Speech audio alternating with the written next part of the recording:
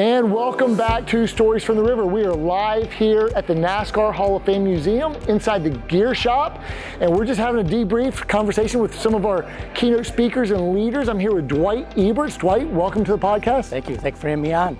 Now, you have not spoken yet. I have not. You're running a breakout session called Breaking Boundaries here in a little bit. Yep. Well, thank you so much for joining us, taking some time.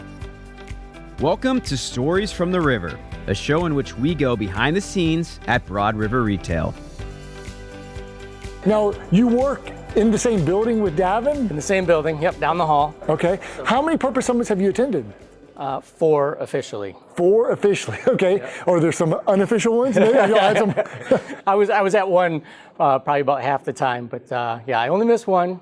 COVID got me away from one of them, but. Okay. Well, tell us about like what you do, how you got connected to Davin, and what you're going to be talking about. Yeah. So Davin and I connected, actually, we met at church. Okay. And we were on a mission trip together down in Guatemala. Oh, nice. And we just hit it off. Had a great conversation and became close friends, started going to breakfast. That's not surprising to me at all. No. Like, he's an instant fast friend with everyone he meets. He is, yeah, just a friendly guy, and he's true to his word, right? So he doesn't just go on stage and say something, he lives it out. Mm-hmm. And so I've been able to not only witness that as a friend, but even working down the hall from him. So I have a coaching business, which is aligned with a lot of what he talks about. And so we spend a lot of time together and get to know each other. So it's been great spending time with him and being a friend with him for a number of years. Now, is this your first time where you're actually going to be speaking? My first time speaking at a summit, yes. And tell us, so how did you get into coaching? Let's go back a little bit further. So you grew up in Michigan? I grew up in Michigan. Who are your teams? Born and raised in Michigan. Okay. My teams are University of Michigan. Okay, congratulations. 15-0. Thank you. National championship. Yep, it's about time. But yeah, I was born and raised just outside of Ann Arbor. Okay. Moved to small towns and then came down to the Detroit area in my early 20s. Okay. So I fell into business ownership, if you will. Okay. I had a business partner. We kind of started a business pretty blind in our early 20s. Okay. He was a little older than me. What type of business? So we were an insurance marketing organization. So we worked with financial advisors. So advisors were our clients, and we wholesaled insurance products, annuities, various financial instruments that were there. So we grew faster than we were capable. And so high demand products and services. High demand products and services, and I think that we had a good business model. We knew what we were doing from a business perspective outwardly, but we had to learn on the run of how to manage people, how to manage every day, how to lead people correctly. Well, and you didn't have that real world experience really, because you're in your early 20s. Right. Yeah, and so we learned on the fly. And so pretty much it was trial and error. Yeah. And it took me quite a while to learn that maybe I could use some help. And so it was actually, I noticed that my family was being compromised. About when business was really booming, it was going really well, my family was the one that was suffering. And so I felt like I was giving everything to the business, and it was my time to be home. But you can't turn your own time on when kids are waiting for you and your wife needs you to. What did your family look like at this time? So I had 2 girls, young girls, and I had a loving wife who was waiting for me to come home and participate in being a parent. And I was more interested in being a couch potato. And you're building your career and not leaving enough margin for your family. Correct.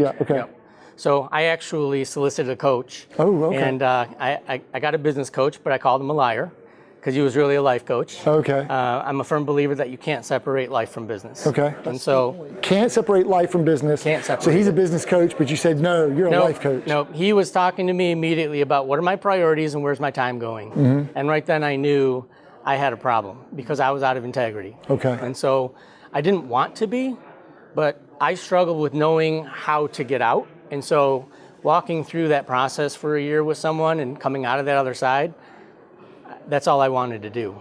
So I spent another 10 years in business, stepped away about 5 years ago from the business. And then a couple years ago, I got into coaching and actually coached by my coach to become a coach. But so you knew that you wanted to be a coach, but then you stayed in your business for 10 more years? I did. So I really embraced leadership, though. Not that I was great at it, but I loved walking alongside other people. And for me, success in business was seeing other people become who they were designed to become. Okay. And so I embraced that role and model from a leadership perspective. Yeah, that's great. So, but you didn't let go of this dream that you had, or maybe this nagging purpose inside you that says, this is what I really am called to do, but you had to kind of maybe get your business to a point where you could step away from it. So it was more, I think, whether it was that I was looking to become a coach, I didn't know as though my purpose was going to be a coach. Okay. I knew my purpose was meant to walk alongside other people. Okay, got it. And help them through their struggles. Okay. And so you left that, and then there's another 5 years, you said?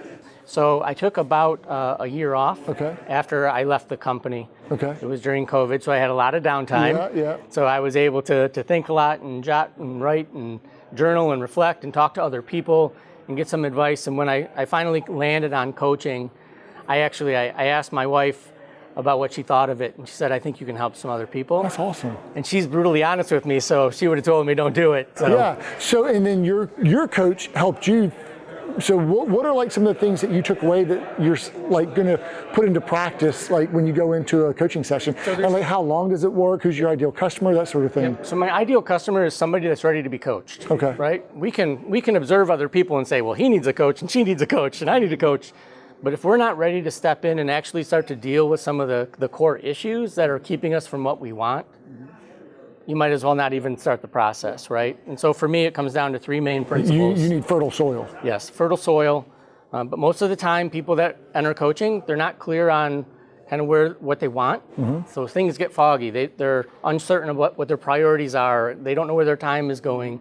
Maybe they're struggling with the integrity side of things. So getting clarity around what's important to them, where their time is going, what do they value, right? We can just get so busy in our lives that we forget, what are my three main values in life? If it's my faith, family, and it's my friends, well, if you're not spending time in those three areas, you have a struggle. So you're deconstructing their values, you're looking at their calendar, how they're spending their time, and looking for integrity in those areas, and gap analysis, that sort of thing. The second part is the mind, right? We try to increase our own awareness, and a lot of that has to do with where our mind is focused.